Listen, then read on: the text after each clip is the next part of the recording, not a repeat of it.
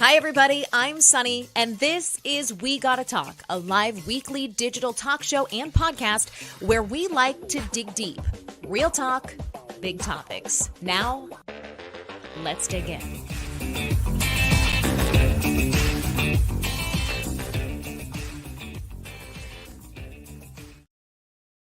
Hey, everybody. Welcome back to a live edition. It's been a long time of We Gotta Talk. I'm so excited to kick off our first live interview of 2024 with a guest who's going to help us dream bigger. So, if you've been following along on my social media lately, you know that we as a family just began the process of applying for dual citizenship to Italy. And this is something that I've gotten a ton of questions about. And it just so happens that I had this interview booked way ahead of starting our own process. And I cannot wait to share more about this process with you, not only what it looks like sort of practically, but also what it's like culturally, what it's like to pick up from your country of origin and move for extended periods of time to other parts of the world. It's like an escape that I feel like we all need. So, a little bit about our guest today, Jennifer Sontag. She is a former image consultant who worked with huge names, Michelle Obama, Madeleine Albright. She was based in St. Louis, had a thriving career doing image consulting. After that, she moved to Shanghai, where she taught business management at an elite international high school. After coming back to the US, beyond that, she ended up in Italy. And that's where she joins us from today to talk all about what it's like to start a really interesting second chapter in life. Jennifer, thank you so much for joining me today. Thank you, Sunny, for having me. I mean, talk about, I know it probably didn't feel this seamless or cool while you were in the middle of moving and packing boxes or wrapping up one chapter of life and going to the next. But what's it like? What's it like? You're on the other end of multiple international moves, and it seems that you feel settled at the moment. Are you happy? I'm very happy. I can't imagine going back to my old life, honestly. What? It's that far away. Yeah. Okay, well, let's just start there and we'll go back to do more cultural sort of comparisons and contrasting between America and the rest of the world. But since we're there now, like, what's better? We know the food's better in Italy. People, what are you thriving on right now? I'm thriving on the relationships. Tell me more. The connection. So, in Italy, it's all about relationships. It's family based, but in Italy, everybody is your family. Everyone is cugina, right? Everybody is the cousin. And it really is like that in Italy. It's not something just that our great grandparents told us and talked about, these big extended families. I came back, and when I moved to Italy, I first moved to a very small town of 1,800 people during COVID. So we were not allowed out of the town. It was, that town had 10 cases of COVID. And so we were not allowed to circulate with the rest of the population. So it was kind of fun because I was able to actually meet my neighbors, and my neighbors took me in on my first holiday alone in Italy. It was Easter. I'm at home by myself. My neighbor knocked on my back door and brought me food. Which we know is better than getting Papa John's. Let's be honest. Let's be honest. It's better than me cooking because I'm going to make a sandwich. I am not a cook. So it was going to be a Easter sandwich or some delicious roasted lamb and pastas with caponata and all of these delicious sweets and dolce. It's really, this is a family that I've never had.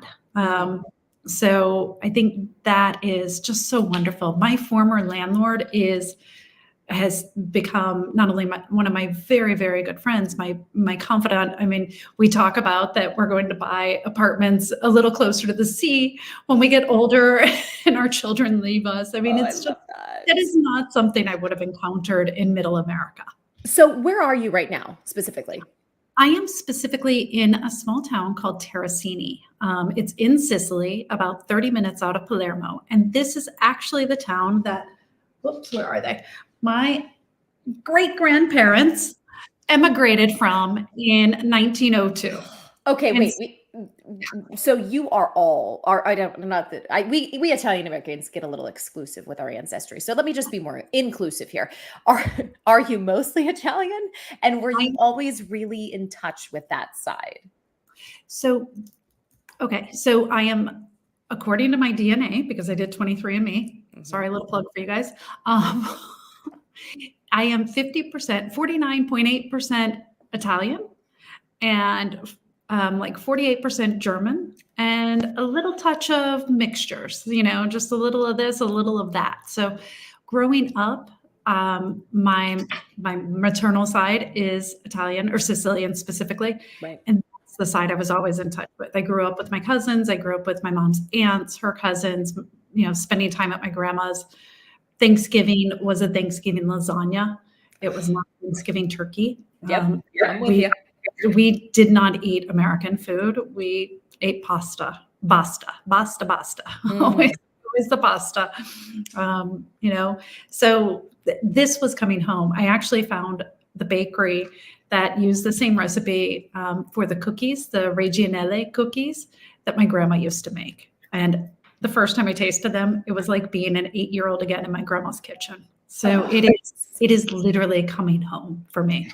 I saw this this reel on Instagram the other day, and I'm also, I mean, my audience is probably so sick of hearing me say this, but here we are, Italian abroad. I'm 96% Italian, right? But I used to think it was a joke. I was like, we got to be something else. We are 4% North African, but other than that, There you anyway. So similarly, we were immersed in this Italian American culture growing up, and I think it's really it's not unique to this culture at all, but it remains one of those cultures that still desires to go back to the homeland in America, at least. Like and I'm sure some of it is we're romanticizing it. There are some things that I'm certain, and we'll talk about them, that are more difficult or challenging. But what do you think it is about that particular connection that we as Italian Americans or people in that group have with the motherland, with the homeland, with the place where our grandparents came from, that makes us always want to go back? Does it come back to just what you said, the feeling of community and family, or what is it for you? So it is that community and family, but it's also what our grandparents, what our ancestors were told. Mm, So I've done a lot of research on this. I've talked to a lot of people, and the particular town that I live in, there are probably good 15, 20% had left, went to America, made some money, and then come back. mm. And when this all happened, Italy was not a country until 1861. Sorry, I'm going to give a quick history lesson here. Go for It it. is a very new country. Italy was formed in 1861. So when Italy was formed, and particularly for us Sicilians that came from the Kingdom of Two Sicilies in the south, the money centralized into Rome. And so the south in Sicily was starved of money.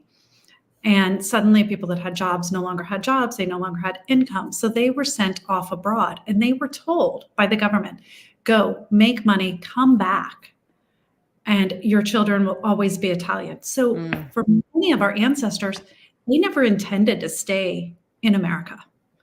America was a place to go make money and then return. And so, things happened that didn't always happen. Some returned. Over 50% returned. I didn't 50%. realize that. Yeah, 50% actually returned from the first, second, and third diaspora that had left.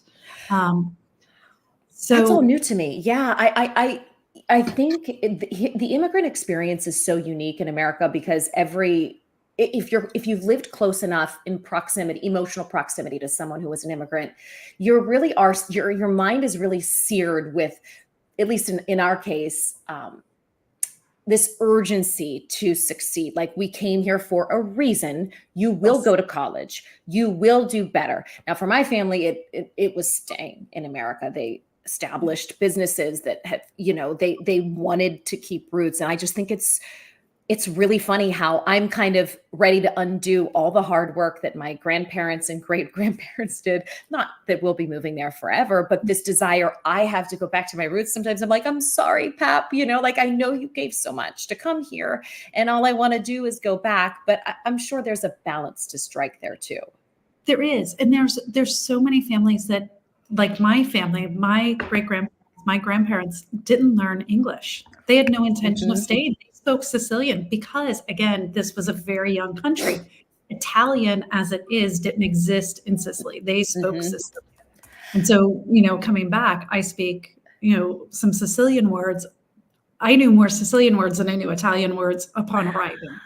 Yeah, and that's what I didn't realize either is that and I've been taking Italian lessons with a native Italian for probably 5 years now. She's a close friend, a dear friend of mine that I just adore. And in addition to doing the lessons, we talk a lot about, what it's like living there. And I didn't realize how psychologically different Sicilians consider themselves from the rest of Italy. And even in within the mainland itself, how the Southern Italians self-identify in one way, just like here, right? Where you have the South and you have the Northeast and you have the mid, every country, every region has a different vibe. I was like, wow. And Sicily in particular, I was so ignorant of the fact that a lot of them, and correct me if I'm wrong, sort of view themselves it's its own separate thing. Yes. It's a prideful thing too, in a good way. Yes, it's actually structurally different. Sicily is the only region that we have our own president, so we're an autonomous region. So Sicily is different because of the compromise, basically, that was made in the unification, and then reinforced through World War II, when the Sicilians did not want to be a part of Mussolini's actions, and they had asked both the UK and the US to annex them. Now, pipe dreams never going to happen. Sicily was never going to be a territory of the US or UK, but the Sicilians felt like they were more aligned with the US and UK than they were with the mainland Italy. So when you ask a Sicilian, are you Italian? They'll say, yes, but I am Sicilian first. Wow. That's so that sort of persists until today. Absolutely. Absolutely. And it's, because we were independent countries. So it's a little bit different than the US, that the US, was not the Southeast, the Northeast, those were not independent countries. But Kingdom of Two Sicilies was a very different country than some of, around Trentino, around, Milan. Those were all independent countries. And so Sicily, 1861, still very, very new. And different dialects, different languages. Sicilian is an independent language. It is not a dialect. It has dialects within it, but it is its own place. So all of these lessons I'm taking, Jennifer, are going to be for naught when I land in Sicily. I mean, I've used it in mainland Italy, but I'm going to be really struggling when I go to Sicily. Huh? No, because now anymore, the language of instruction is Italian. Right. Sicilian is spoken in the home. Sicilian is spoken, amongst friends, amongst family, but it's no longer the language of business. So how long did it take you to learn and feel socially comfortable in your interactions? I'm still learning. I'm still learning. When I arrived, I was speaking some Chinese and Spanish and had not even started on Italian. So I am still a work in progress, but I'm ambitious and I'm confident. So I speak. I get it wrong. Yesterday, oh my I was in a restaurant. So there's this great dish called mussel soup. So it's, a red tomato broth with mussels in it. And it's zuppa di cozze. Zuppa di cozze. However, cazzo is very close to cozze. And so I ordered a soup of dicks. Oh my God. They were like, happy to oblige, ma'am. Oh my God. I'm dying. Goodness, I know the waiter. Oh my God. Thank goodness I know the waiter. And he just sat there giggling and laughing. He goes, Jennifer, I cannot give you that. No, that's not what I meant. I'm like, I've been in Spain for 3 weeks. I'm so sorry. Like, yeah, you know what? It's switched on yet. Oh, that is his. So cozze is the right one. The mussels. Yes. The mussels. The mussels, not the muscle. Oh my gosh, Jennifer, I'm done. This is like something that I feel like I would do. And it's really like, you don't know what vulnerability feels like until you show up, try to speak a language that even technically you've been studying and speak to a native speaker. I have so much more sympathy and empathy for immigrants to America now. I'm like, this is really, you're like in a full body sweat asking for a cappuccino. I'm like, this shouldn't be this hard. So I give you a lot of credit for going and trying to make it happen, because that's that's commendable. Yeah, I mean, the best thing you could do is laugh because Oh, if you get mortified, you're dead, right? oh my You God, can't that's be so funny. mortified. You just laugh and go, "Oh, okay, Ugh. what are we saying next?" So, one more quick question about Sicily, then I want to dive into the dual citizenship process, which I know so many people have interest in. The new season of White Lotus came out. It was based at the Four Seasons in Sicily, and I'm sure how annoyed are you that everyone wants to be in Sicily? It's like Taormina. It's like the new place to like. I mean, is it annoying? Because I feel like if I lived there, I would have been No. like, I've been here. No, you know what's great about it is I think Sicily is so undiscovered, and for the Sicilians, and a lot of my friends work in the tourism industry, so it's fantastic. We Yeah. love it because you know what? There's so much more to Italy than Florence and Rome. Florence and Rome are absolutely gorgeous, but my clients that have spent time in Florence and Rome, they've come to Sicily, they've applied for their citizenship, you know, they go back and they travel in the north, they call, and every single time they say, you know, I miss Sicily. It's real Italy. You're talking, you know, you're speaking Italian. Because even though, you know, our Italian may not be perfect, you can always spot that we're not native speakers. Mhm. The Sicilians will slow down and try and understand you. They'll speak a little slower for you. In the north, they'll just go into English. And Yeah, so they do. suddenly, I mean, That's true. you know, you might as well be at the mall you might as well be at Olive Garden.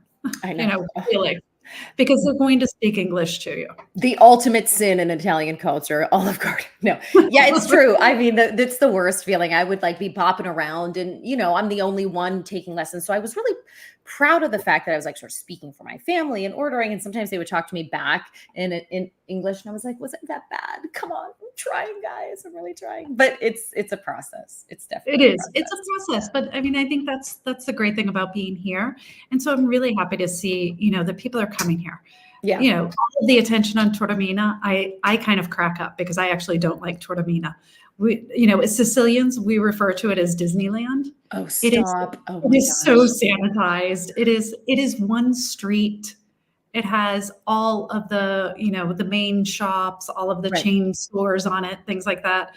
One side is flanked by a beautiful theater that's been modernized with big lights and stadium seating, you know, and the other side you have the view of Enna.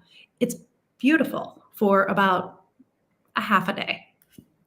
And then After what? and then move on. It's not even near the beach. That's the funniest part of White Lotus is that beach is on the other side of the island. Oh, stop. Oh my gosh. So it was like very artfully shot to kind of imitate as if it were right on Yeah, the water.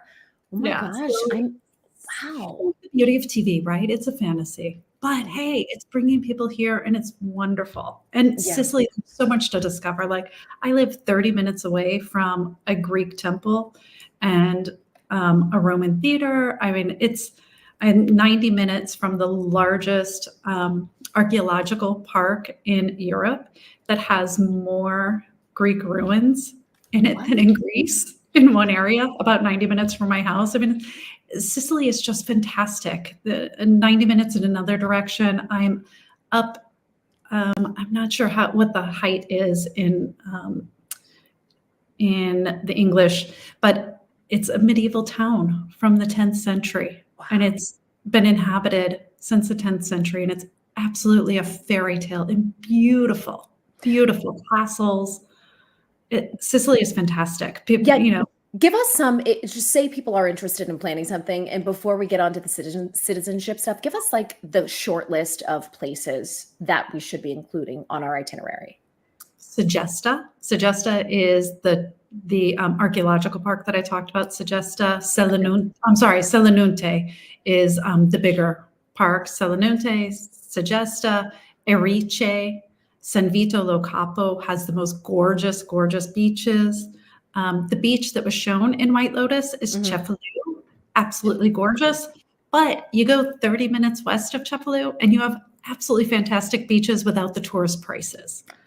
Oh, that's Yeah. interesting. So there is a lot There beyond, is obviously, what oh, we saw. absolutely. Modica. Modica is this beautiful old Baroque town, and they make this special chocolate that was brought from the Spanish in, I think it was the 15 or 1600s. This wonderful chocolate from Mexico that's still made in the training process in Modica, Ragusa.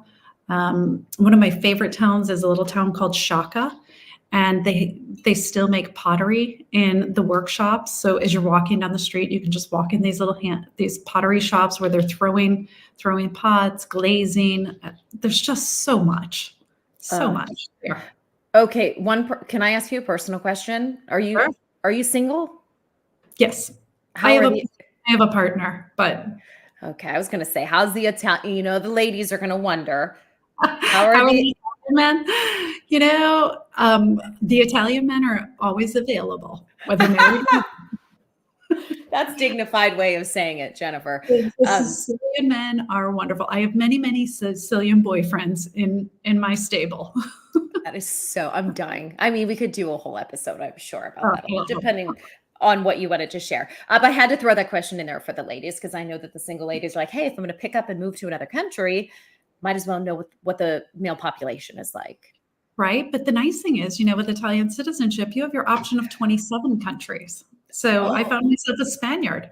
So you're not limited. Bravo, Jennifer, you've done well. You can have a German, whatever flavor you like. Oh my goodness. Okay, well, let's talk about citizenship because there is a lot of interest, especially my friends back from where I'm from in Pittsburgh. They're like, tell us more about what it really looks like. We've heard for years, you can just apply and rip a few pages off your family tree, but it's not that simple, as we know. So yeah, tell us. And also you started an agency of your own to help people with this process. So let's start at the very beginning and ask, what do you technically need? How do you qualify to apply for citizenship in Italy? So to qualify, you need to have one, Italian ancestors, and you need to prove that chain of ancestry has never broke their citizenship to Italy. And so to do that, what you need to do is show that the last Italian born in Italy, it's called the Lira, that your Lira maintained only Italian citizenship up until and beyond, just beyond the birth of their child. So, for example, great-grandparents born in Italy, emigrated to the US. They arrived in the US in early 1900s. My grandmother was born in 1912. They were still only Italian citizens. They were not American citizens at that point.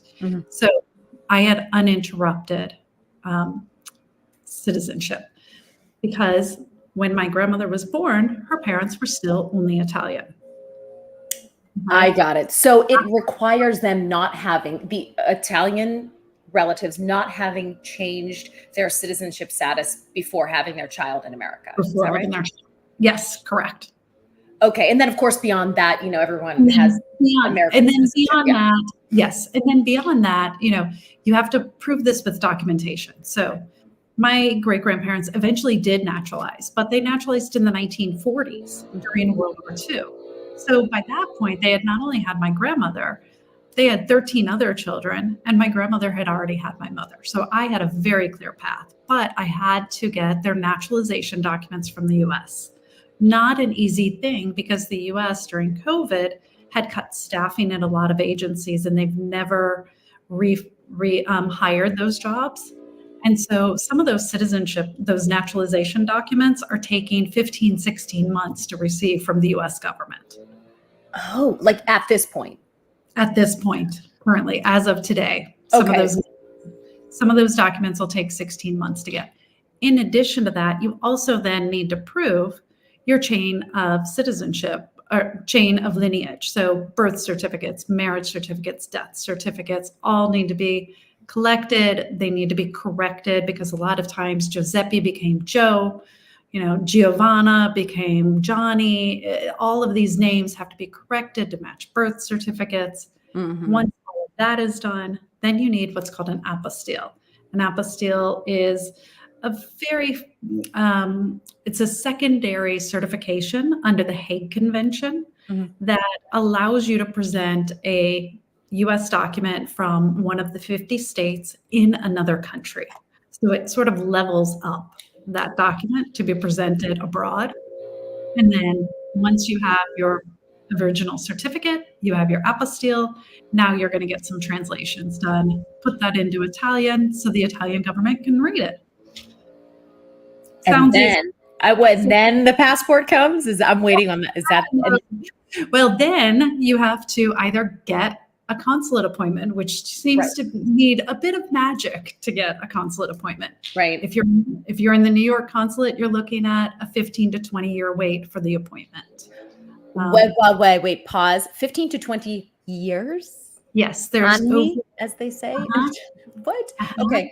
Okay, let me ask you this. So, what I discovered through this process is that we qualify for what's called a standard 1948 case, where they're proving the citizenship like through the I could be getting this wrong. You know so much more about this, but I want to hear the process for this too, because I thought by default I would have to be at the consulate and going through this, but with this sort of, I don't want to call it's not a cheat code, but it's a different process that I didn't understand. So can you explain in the most basic of terms what Sure. that type of case is?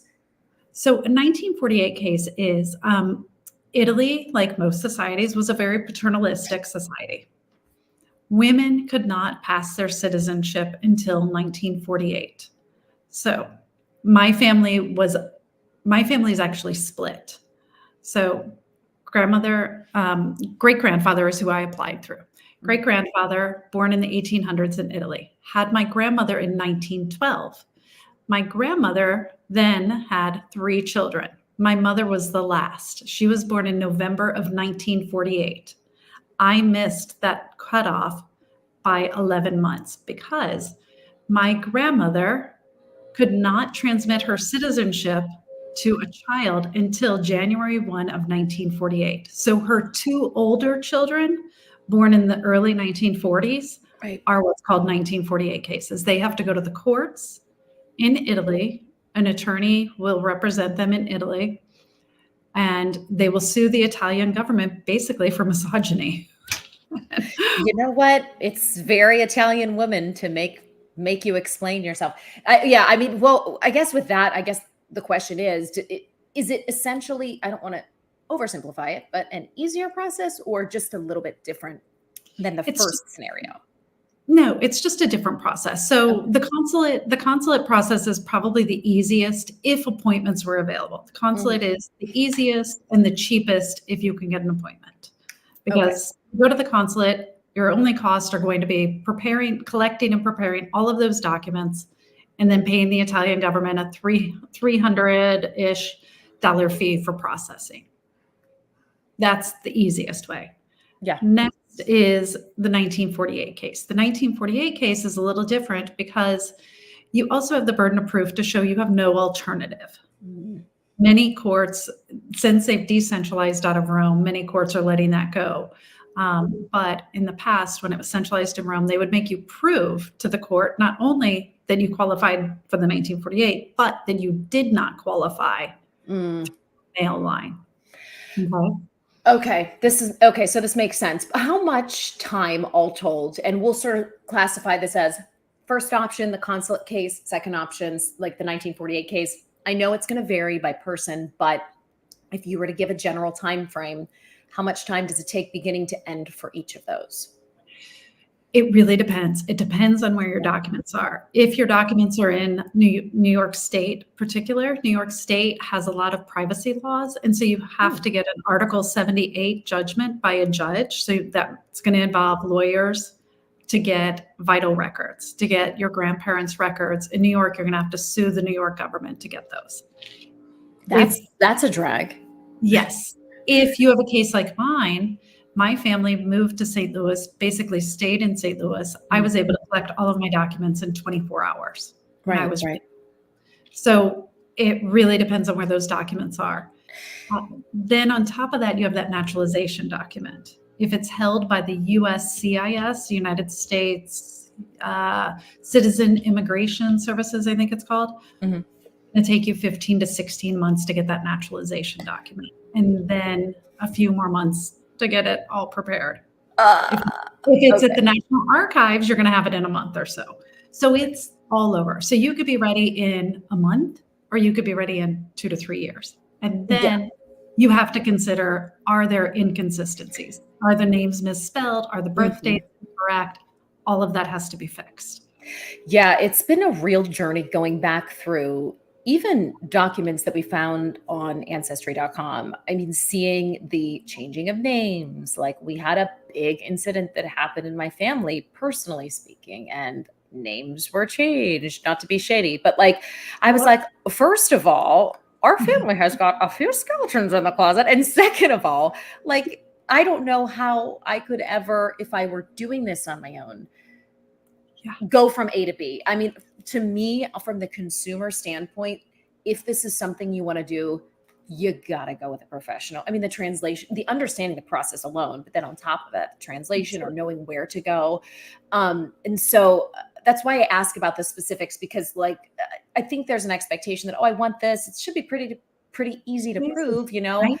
My grandfather came over and his records at Ellis Island. I learned that it's like really not that simple. So, It's really not that simple. And actually, that's what so many people come to me and they're like, well, he arrived on this date. And I'm like, I really don't care because that's not part of proving to the government. it's It's a very new story. It's really interesting to find out. That's where I started I wanted to see where my family signed in on Ellis Island, the ship and everything else. I spent 6 months on a rabbit hole that was a waste of time. Yeah. Do Because you know it now where to go, Jennifer? I mean, obviously you do. You have an agency, but like you have all your shortcuts kind of plugged in. Do you have to know people in each area that you're going to that kind of cut you to the for lack of a better phrase, cut you to the front of the line? No, no, but you need to know, we have 50 different US states, right? Right. And I don't know if you've seen any of your documents yet, but every single state, every single county, every single city will allow you to request a document a little bit differently. But also, once you get that document, the format is going to be a little different. So the information contained is going to be different. Oh So gosh.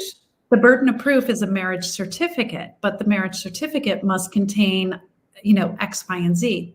Many Right. marriage certificates, the state of Florida doesn't contain X, Y, and Z.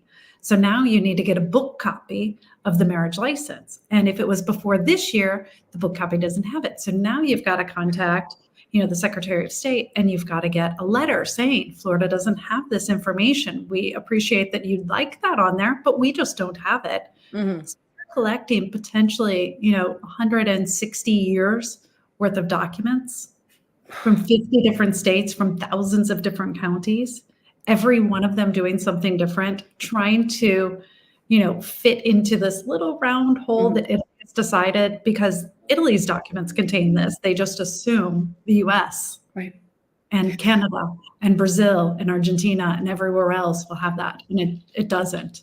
Okay, so let me ask you this. For the person who is at the very beginning of this process, expressing an interest and just wanting to see in general if they qualify, do you ever what websites, I don't know even if you do suggest this, but do you suggest you go to? Is it worth it to do an ancestry.com and just try to plug in the basics? Or what is that very first step for people before they even decide if this is a match for them? The first thing to do is go ancestry.com or a Mm. family search and start working backwards. You will know who your parents are. Your parents, when you find their birth certificate, that's going to lead you to their parents. Work backwards on Ancestry and just start filling in the blanks and working backwards as far as you can. Mhm. Look at the hints, making sure the dates match up, making sure the names match up. Look at the cities, get a map because a lot of times people had very similar names or the same name. Joe Smith appears a million times coming, through New York. So you've got to make sure you have the right Joe Smith or Giovanni. You've got to make sure you've got the right guy because so go back and look and where does that document say they came from? If Right. you've always heard stories that your family is from Palermo, but suddenly you found Giovanni with the same name, but he's in Naples, probably not the right guy. Yeah. It might be kind of close. So get a map. It's always shocking the number of people that come to me that haven't actually, really done their due diligence. Mm. And it's a shame because then they've like fallen into a totally different family. They've collected all this information on somebody else's family. Oh, you're like, you might as well find them now and just pass it on. Oh, what Yeah, a bummer. Oh my to gosh. find those people and give them some info. But yeah, so start and work backwards. Ancestry is fantastic. Family Search, I think, is a little bit better. Okay. Family Search has more records, and also Family Search is free. Ancestry has a Yes. 30-day free trial, which is really good. Do as much as you can, but then, definitely family search. Another is called Fold 3. And Fold 3 does require a membership. Okay. They'll also have some other records too. Okay. So how much can this cost for someone? This is another question that I was getting when I was sharing what we're doing. I know there's going to be different tiers of packages, but tell people working with you specifically how that looks. So working with us, we start with documents. Well, let me say this. We start all the way at the beginning, eligibility. If somebody Mm. comes to us and they say, look, I grew up, in this big Italian family. I know my grandparents' names. I know where they came from, but I don't know if they actually naturalized. We start with something called eligibility. And that's where our researchers are going to go in, do a deep dive, and they're going to find that naturalization document and determine if that line of citizenship was unbroken before the next child was born. Mm-hmm. And so we charge $350 for that, for eligibility. Just to, check eligibility, check if this is even an option. Yes, because that can take, just determining eligibility can take hours. It can take 10 hours, depending on if the record's held. If it's actually harder to prove they didn't naturalize because we'll search and search and search looking for these things. And then, we have to go to the US government and say, okay, send us something saying they did not naturalize. It's harder to prove. It takes more time to prove that they did not naturalize. So Interesting. Okay. Okay. So that process is, that's the flat rate for that. that's the flat They rate for that. qualify. And then you, from that point, discover what route you'll take for the citizenship. And then, again, no answers on how long it takes. It's just kind of all unique to each case. Exactly. So from that point, then we have to sit down and we have to talk about, okay, where do you want to apply? Because every place that you apply has a different set of documents they want. There's 10 Italian consulates just in the US. All 10 of those consulates require something slightly different. Ooh. That's annoying. Yeah. So even though we're all in the US and a consulate basically is doing the same thing for you, they're requiring different documents. Different documents prepared in different ways. So we need to know exactly where. So, if you have family members that, somebody lives in Florida, they're going to apply at the Miami consulate, and you have a sister that lives in San Francisco, they need two totally different sets of documents. There's going to be some of the base information or the base certificates are the same, but then each one wants some supplementary documents. Some will want censuses. Some will want spousal information that's out of. If you're going to be a 1948 case, the courts will want something different. There's 26 courts in Italy that hear 1948 cases. Each one wants something slightly different. So as we go on in our personal process, we'll only find out what that region specifically needs when we get to that point. Okay. Yes. And your attorney will guide you on that because your attorney knows exactly what that court wants. So do you work in tandem too with Italian attorneys then regionally? And you kind of have to, right?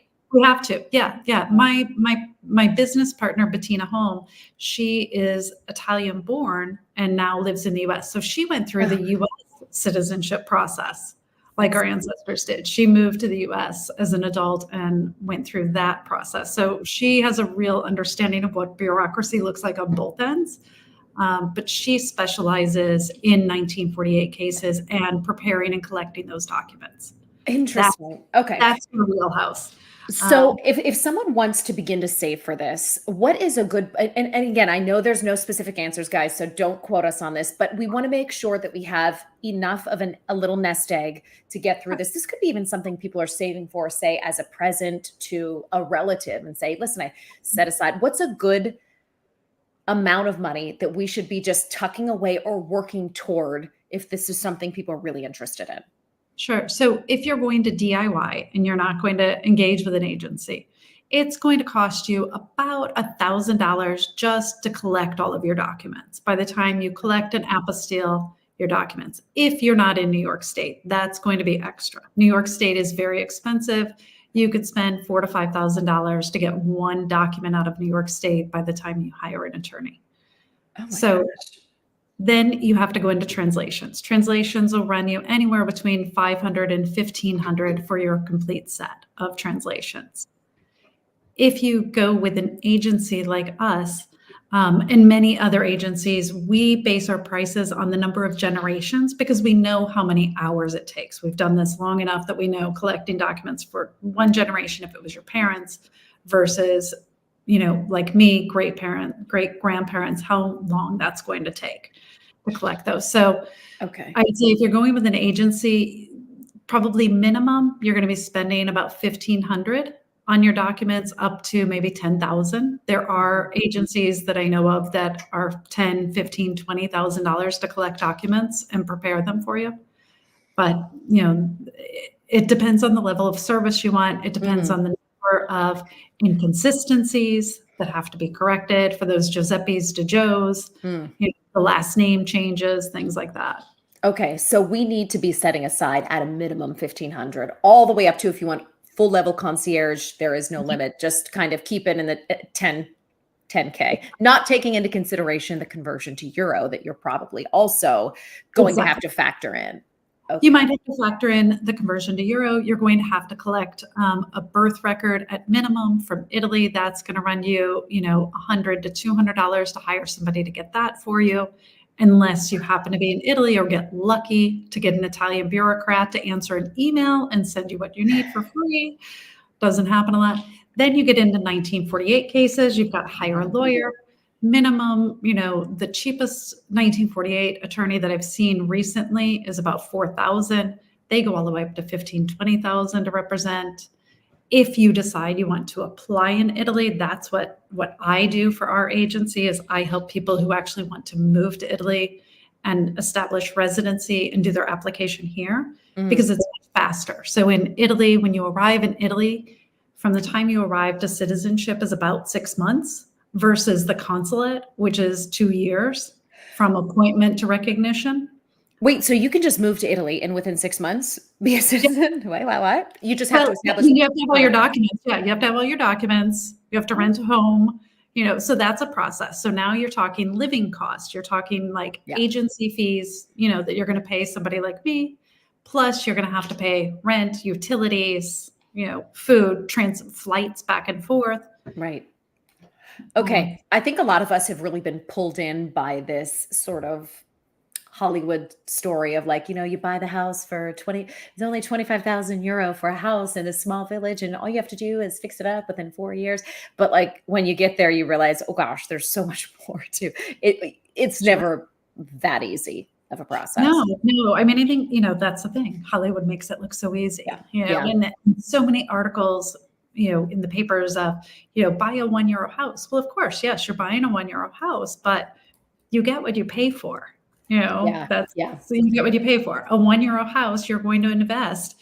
No, you could fix a €1 house up for 20,000, or you could fix it up for 300,000. Yeah, sure. It's just like anywhere else. How nice do you want it? That's so interesting. How easy do you want it?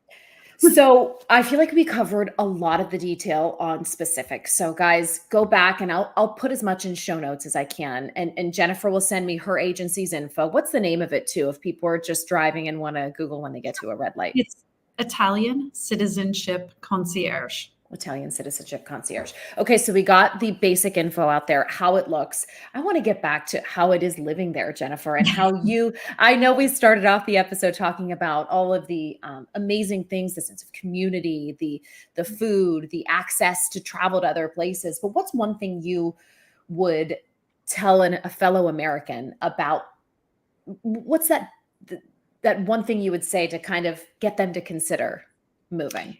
I think the biggest difference for me is I always get this backwards. I can work to live, not live to work. I have a balance. So, it's New Year's, right? Everything is all about balance and resetting, setting those intentions for the year, giving yourself more personal space, more time for personal growth. I can actually live that. My resolutions actually can be acted upon and accomplished in the year. I think that's the biggest thing is people here, when you meet somebody, they're not going to ask what you do. There's many, many people that I know, and I've talked to Sicilians and I've talked to other Italians about this. They have no idea what their neighbor does, what their best friend does for work. What? Because They don't because define themselves that way. because people are not defined by their jobs. Right. Your job is just what you do to keep, money over in your pocket and a roof over your head, but that doesn't define who you are. And so there's this really nice balance. So if you're at that point where you want balance and sanity in your life and a new kind of chaos. What's the chaos? The parking, the roads, the lack of space. Like, what is the chaos? Bureaucracy, the roads, Yeah. it's loud, it's a new language, it's a new culture. I mean, these are the things that challenge me and stress me are, oh, how do I say this? How do I say this? Not, oh my God, I have 5,000 meetings and I have to work 12 hours today and I've got to work all weekend and I don't get a vacation. I mean, I just came off of 3 weeks of vacation for the holidays. The kids, I live right next to an elementary school. This is why, when we were talking, I said, oh, your kids just went back to school today because Italian schools just started this week. I mean, they didn't go back until the 10th. They are literally my people, but also like so my people. Deadlines are to be, finagled with. We're a little more about, the enjoying of life rather than rigidity. Or I worry though, Jennifer, because it's a personal goal of mine and my family's to be able. That's why we're doing this, to spend extended periods of time over there, reconnect with our roots. But I worry that I'm romanticizing it. I know at the end of the day, life is life, and you have stress wherever you go. Do you ever regret it? Or what would you say would be the things that most born Americans would say, it's going to be different when you go to Italy, watch out for XYZ? What would those be? It would be, watch out for bringing America with you and bringing your American ideals with you. You're not in America. You know the saying, you're not in Kansas anymore, Dorothy? Mm-hmm. You are not in America anymore. So what does that mean? Like, it means, you know what? You're going to have to slow down. Yeah. Italians are rigid in certain ways. Like how? Bureaucracy, they expect, like, documents that we were talking about, right? Mm-hmm. Their documents are exact from top to bottom. Since the 1800s, their documents all contain the same thing every time in the same way in 8,000 different towns. That's where they're rigid. They're rigid in that sort of back end bureaucracy. Right. They're rigid in the afternoon. You take a break in August. My kind of rigidity. Yeah. You take the month of August off. Everything closes for the month of August because that is vacation. That is the rigidity. Holidays are spent with family. But what you're going to lose is driving through Starbucks, going, into Target to return something and being able to, kind of carrying your way through a return or something like that. That's not going to happen here. Wait, you can't return stuff, or they just like put up more of a fight? What is it? Their returns are very different. That's a small, interesting thing I never would have anticipated. Yeah, you don't get refunds. That doesn't exist here. It's going to be a store credit. And this is really a struggle.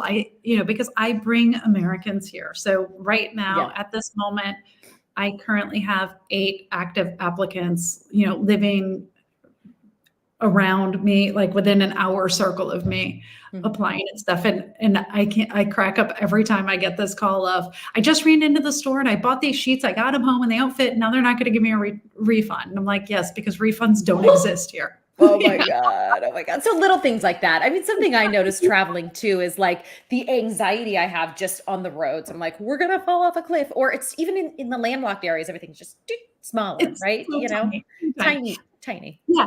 And, driving, you're going to need to learn how to drive a manual, or you're going to be paying more for an automatic. Cars are smaller. Cars are not a status symbol. I mean, this is the kind of stuff that, like, your house is not a status symbol here. Mm-hmm. It's how you live. Yeah. It's just how you live. Yeah. Nobody cares what kind of house you have. Nobody cares what kind of car you drive. You're not impressing them. What they care about is who you are as a person. They want to talk to you about art. They want to talk about culture. They want to talk about, where'd you go on vacation?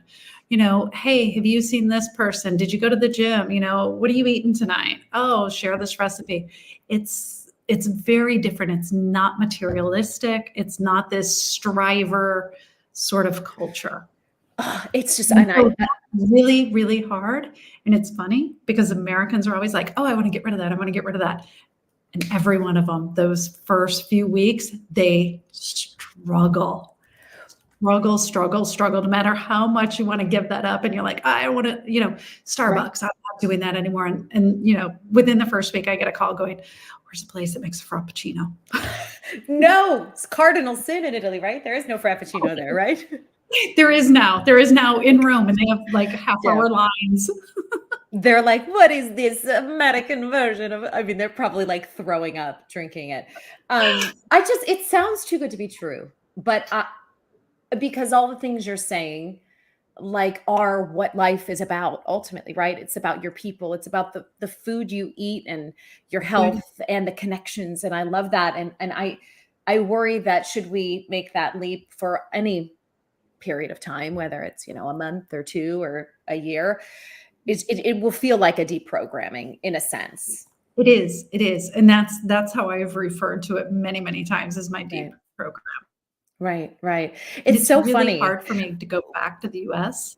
I really Oh. struggle because I think I Oh, I think I lost you for a lost you. second. Sorry about Can that. can you hear me? Yeah, go ahead, go ahead. I think we can hear you again now. I can, sorry.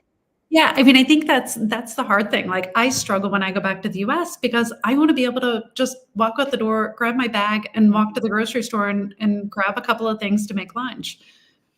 I did that at my parents' house, and my parents live in what's called a walkable community. My dad Okay. goes, "Well, are you too poor for a car?" Like, "The grocery store is a 5-minute walk away." He's like, "No, don't walk. The neighbors will talk about us." Oh my gosh, that's hysterical. And that's funny that that's considered a walk for us. We're like, "Huh?" Yeah, we are so spoiled here Yeah, yeah. I In mean, I think, America. Yeah. we don't have sidewalks, it's just Mhm. not most suburban cities were not set up to be walkable. Like, that was something, that we made a conscious decision. It's just like food. The Mhm. US decided refrigeration and being able to ship Yeah. food and have strawberries year round or have, apples year round that always taste exactly the same, Right. that was important. That's Right. not important in Italy. I eat strawberries once a year, for You a eat couple of weeks. seasonally. Yeah. That's it. Right. Right. Right. Oranges, right now, oranges, citrus is in season. I am eating all of the oranges I can get my hands on, and I won't see another orange, for months. Mhm. Mhm. That's That's so that's interesting. all very different for somebody coming from America, and, some people are more prepared for it and more embracing of it. Others, it takes a little more time to kind of understand that and get that Mhm. in their heads. I just had someone who was, she was buying I think it was pears. It was some sort of fruit. She goes, "But oh, sweet potatoes." She goes, "Did you know about all these sweet potatoes?" And she's like, "What are these colors? I don't know. I've only ever seen orange sweet potatoes." Oh my gosh, that's so funny. And I felt bad because I'm like, "Oh yeah, I had that moment when I was in Shanghai and I saw 10 different kinds of bananas." I'm like, "Yeah, no, I totally get it," because I had no idea there was more than just a Chiquita banana. It's just I standard didn't know. size. Yeah, yeah, well, even moving to Florida, like, the produce here, like, we get, like, whatever like, the little bananas, you don't get it's just it's different. It It's really okay. Wait, I got a quick question on Instagram that I want to address, Jennifer, yeah, before we wrap here, and this person is asking if you need to now know and, of course, be tested on the language to become a citizen. She said she heard that's a new thing. Can you very briefly speak to that? sure. Through Iure Sanguinis, no, you were born Italian. All that is happening is you are being recognized. The Italian government doesn't know you exist. Mhm. So, no, through Iure Sanguinis, no. If you married an Italian, yes. Right. And from what my agency told me after, hopefully, this happens and we, meaning me and the children, get our citizenship, if my husband wants then to also become a citizen, he would have to pass a basic language test, right? So it's for spouses who are Yes. also okay. Through marriage, Iure Matrimonio, he's going to need to, it is not a basic language test. It Oh, is it's not B, basic? no, it is B1. It is difficult. Oh, He will need to speak, read, and write in Italian, and it is tricky. I have clients that are going through it that have lived in Italy. They came through with the no. Mm. process. They're here. on a long-term permission of stay as the spouse of an Italian citizen. And in one particular case, she's taken the test 3 times and she speaks beautifully, but the test is hard. This makes me nervous. Well, not me, because I'm good. I'm gravy baby. You're My good. husband, he's going to forever have to go through the long line. The kids and I will cruise right through the EU checkpoint, and he's going to be, it's going to be hard. It's going to make some big fights, Jennifer. And the other challenge is you and the kids can stay longer than 90 days. He can only stay for 90 days unless you establish residency. This is something a lot of people don't think about. So I'm glad you mentioned that. This is factoring into my vision boarding for 2024, 5 and beyond, because if I want to make this happen, I have to understand how to do it. Exactly. So if you are going to establish residency and live in Italy or live in another EU state, by taking residency, he can then get a permission to stay as a foreign citizen married to an Italian. However, if you think you're going to come and travel multiple places without ever establishing residency beyond 90 days, your husband's going to have to leave. You're going to have to find yourself a new Italian boyfriend. Oh my gosh, don't say it.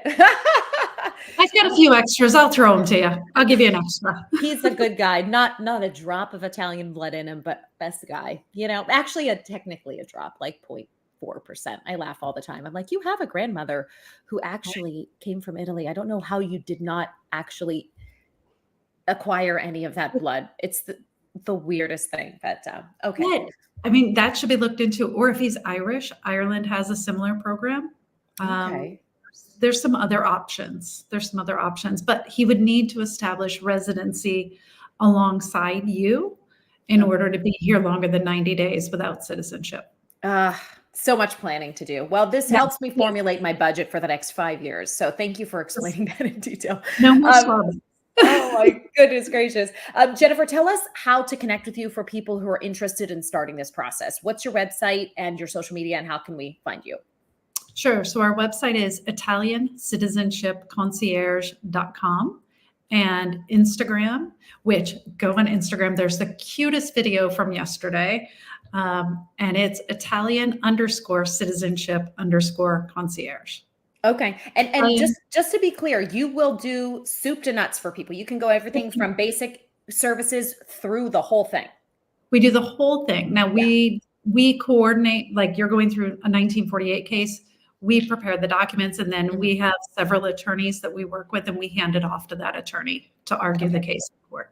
That's the only thing we know to. Yep. Okay. Good to know. Jennifer, thank you so much for taking the time to go through all the finer points and the details. I know this was a longer interview, but I think every little thing you said is going to help some people sort of point in the right direction. So so happy and so excited for you. That's so exciting. 1948 cases are great because you get to live your life, start packing up, making the vision board, saving for the move. You've got time while somebody else is doing the work. That's right. You know what? It's going to be worth it because there's no way that I could handle the stress of everything you just said. So maybe we'll be neighbors one day. We'll see. Love it. Love it. Come and visit me in Sicily. It's beautiful. Love it. Jennifer, thank you so much. Thank you, Sunny. Have a good day. And everyone who watched on Instagram or YouTube or Facebook, thank you guys so much for joining as well. It's so fun to do these live. I was able to pop in a couple of questions that we got on the feed. So if you left one, thank you. Hopefully we answered your question. And that's it. We'll be back next week with more good stuff here on We Gotta Talk. Thank you again, guys, for listening.